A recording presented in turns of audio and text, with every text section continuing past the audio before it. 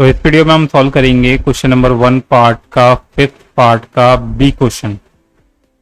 तो रिलेशन हमारी दे रखी है X Y lives in the same locality. तो रिलेशन हमारी इस तरीके से दे रखी है कि आर जो रिलेशन है हमारी X Y such that X and Y lives in the same locality. तो सबसे पहले हम चेक करेंगे रिफ्लेक्सिव के लिए, रिफ्लेक्सिव रिलेशन के लिए। तो सेम लोकेलिटी,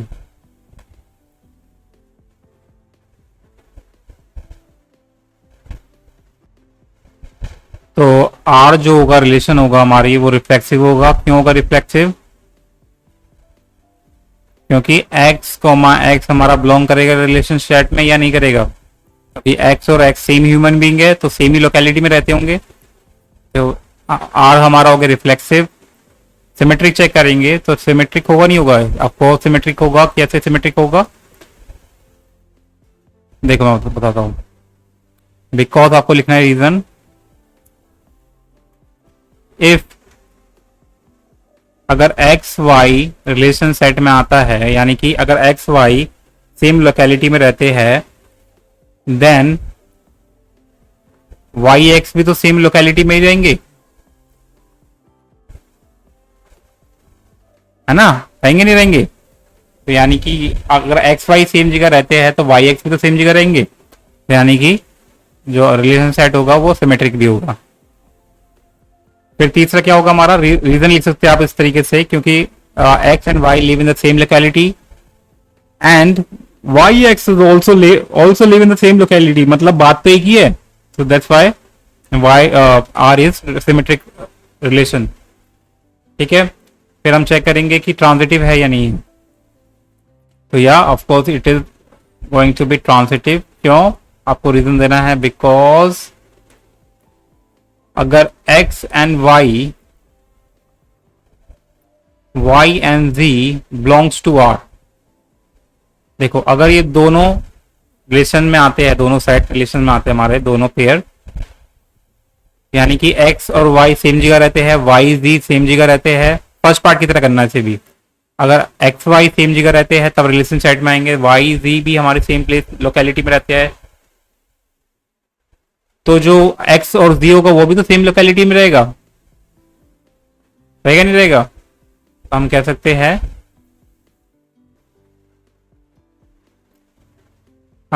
हैं, कि जो हमारा एक्स और जो जी होगा वो भी रिलेशन सेट में वो बिलोंग करेगा। क्यों करेगा? क्योंकि अगर एक्स वाई सेम लोकेलिटी में रहते हैं and Y Z same locality में रहते हैं, देन एक्स और जी भी also live in the same locality. तो इसको आपको वर्ड्स में लिखना है। ठीक है, सो जैसे कि हमने फर्स्ट पार्ट में किया था पिछले क्वेश्चन में। तो ठीक है, तो यानी कि अगर ये हो गया हमारा, यानी कि अगर एक्स वाई वाई जी रिलेशन सेट में बिलोंग करता है तो एक्स जी भी रिलेशन सेट में बिलोंग करेगा। अगर करता है तो देन आर हमारा ट्रांजिटिव होगा, और करता है बेसिकली, ऑब्वियसली करता है, क्योंकि अगर एक्स वाई और वाई जी सेम लोकेलिटी में रहते हैं तो एक्स जी भी सेम लोकेलिटी में रहेंगे। ठीक है, मैं आपको एक तरीके से समझाता हूँ कि अगर एक्स और वाई एक जगह रहते हैं, ठीक है, एंड वाई जी भी सेम ही जगह रहते हैं, तो जो एक्स और जी होगा वो भी तो सेम ही जगह रहेंगे, सेम प्लेस पे रहेंगे, सेम लोकेलिटी में तो रहेंगे, है ना? तो इट इज ऑब्वियस। तो पहला हो गया हमारा, यानी कि हम कहेंगे जो रिलेशन है हमारी क्या है? रिलेशन हमारी रिफ्लेक्सिव है, सिमेट्रिक है एंड ट्रांजिटिव है। अब आ जाते हैं हम सी वाले पार्ट पे। सी वाला पार्ट, सी की रिलेशन क्या है? कि X and Y such that X is exactly 7 centimetre taller than Y, 7 centimetre taller than Y.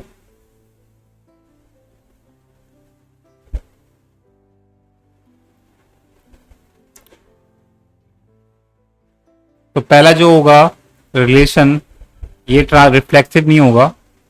क्यों नहीं होगा? क्योंकि x और x, क्योंकि सेम वैल्यू लेते हैं इसमें हम रिफ्लेक्सिव में, तो अगर x और x एक दूसरे से 7 सेंटीमीटर टॉलर होंगे, ऑफ कोर्स नहीं होंगे, तो हमको लिखना होगा कि r is not reflexive because x, x does not belongs to relation. ठीक है, क्योंकि देखो x एक ह्यूमन बीइंग है और x वो ही सेम ह्यूमन बीइंग है, तो ये मैं अपने आप से 7 सेंटीमीटर कैसे लंबा हो सकता हूँ?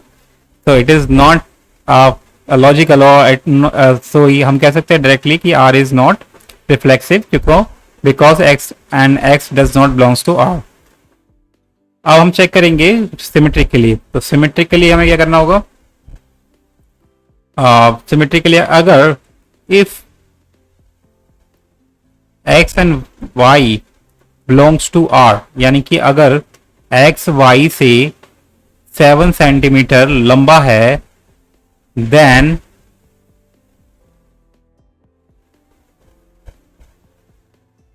y और x does not belongs to r, है ना? कैसे होगा? अगर x y से 7 सेंटीमीटर लंबा है तो y x से 7 सेंटीमीटर लंबा कैसे हो जाएगा? वो तो छोटा है ना, y तो छोटा है, तो यानी कि x y x हमारा रिलेशन सेट में नहीं आएगा, इसलिए हम कह सकते हैं ये सिमेट्रिक, ये क्या होगा हमारा? सिमेट्रिक नहीं होगा। तो आपको लिख देना है thus और therefore जो r है is not symmetric as well।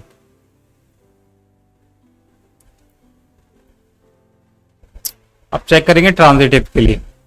तो if x and y belongs to r है, यानी कि x y से 7 सेंटीमीटर लंबा है, and y z belongs to r, यानी कि y z से 7 सेंटीमीटर लंबा है। ठीक है, तो हमें बताना है तो क्या जो x होगा z से 7 सेंटीमीटर लंबा होगा या नहीं होगा? तो देखो x 7 से x और y से 7 सेंटीमीटर लंबा है, यानी कि x हमारा y प्लस 7 है, एंड y हमारा z से 7 सेंटीमीटर लंबा है z से, तो ये हो जाएगा हमारा z प्लस 7।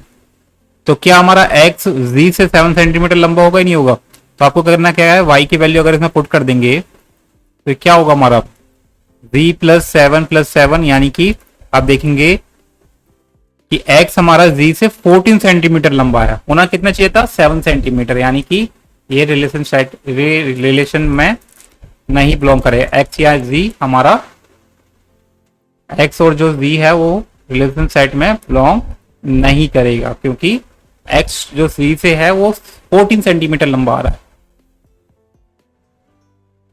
ठीक है, तो this is how we going to solve this, because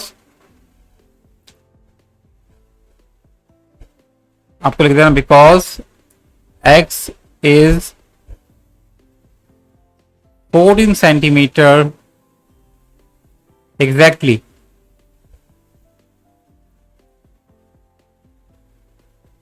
taller than z। ठीक है, रीजन आप लिख देना है। तो this is how we are going to approach the second question. And now तो आप लिख सकते हैं कि जो हमारा r है is neither reflexive nor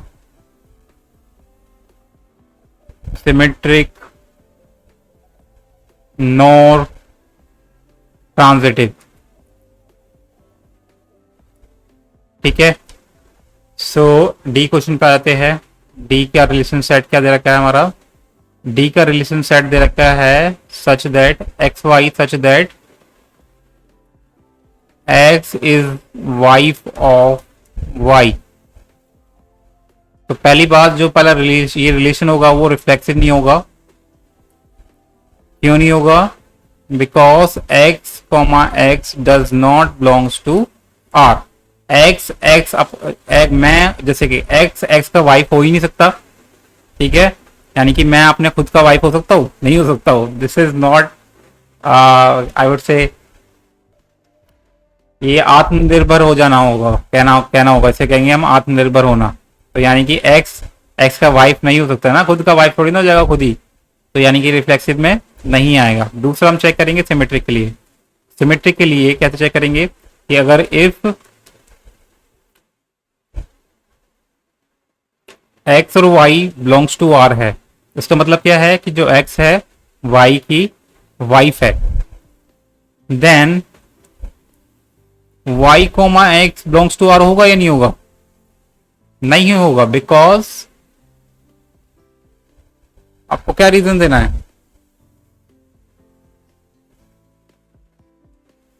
because Y is not wife of x.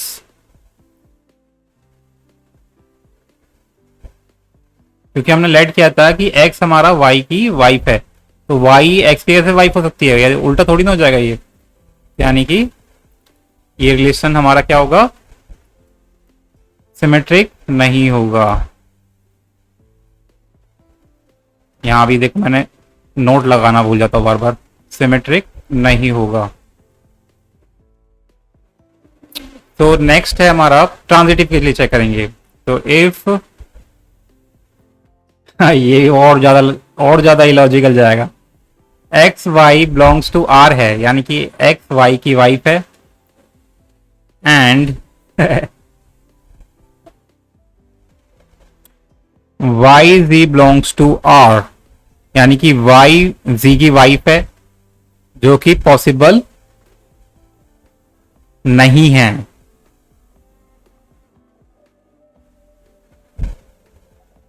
Possible ही नहीं है।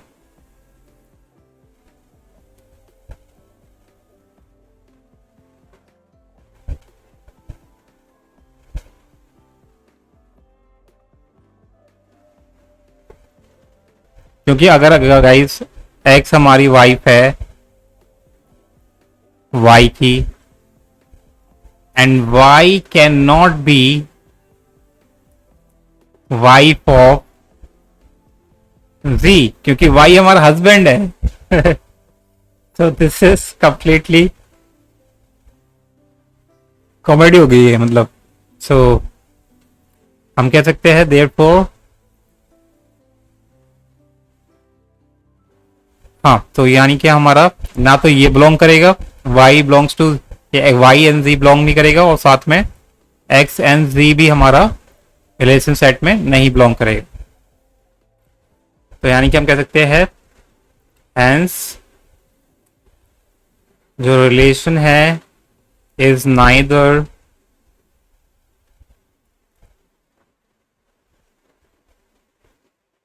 Reflexive,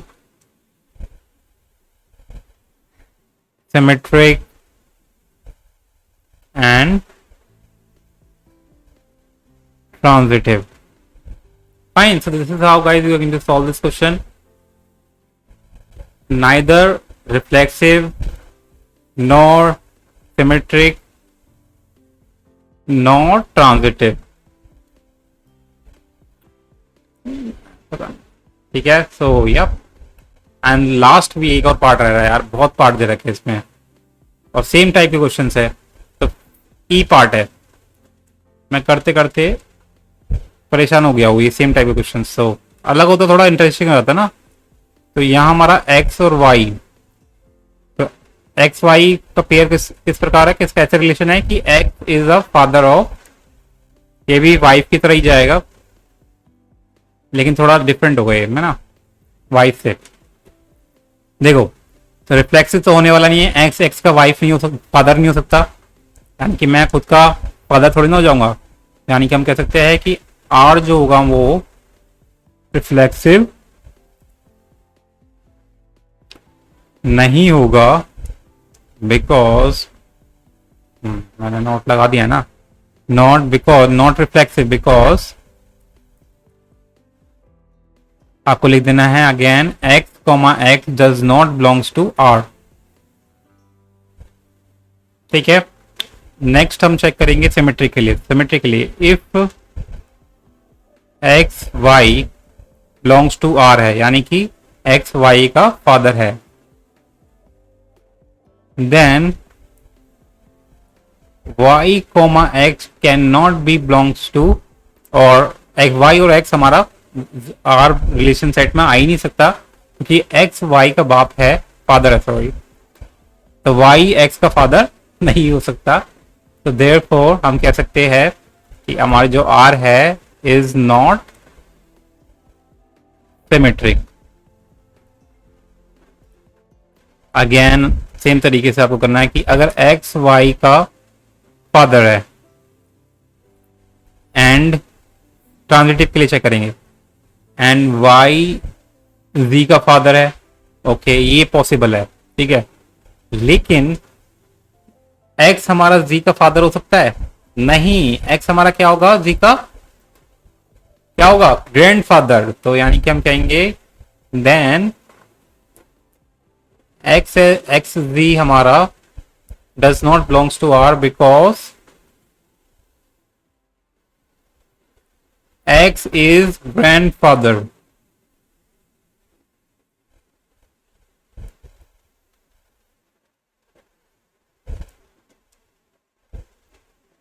of R। so हम बोल सकते हैं therefore और जो R है वो ट्रांजिटिव भी नहीं है। सो हम बोल देंगे हैंस जो हमारा आर है इज नाइदर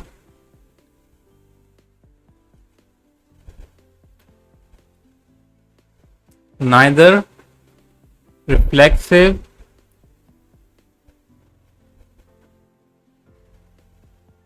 फिर क्या था, nor symmetric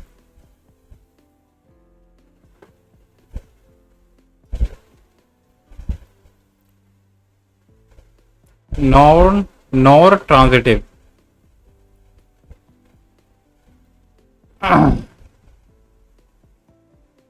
So finally that's the end of the first question guys, hope you like it, subscribe for more video, till then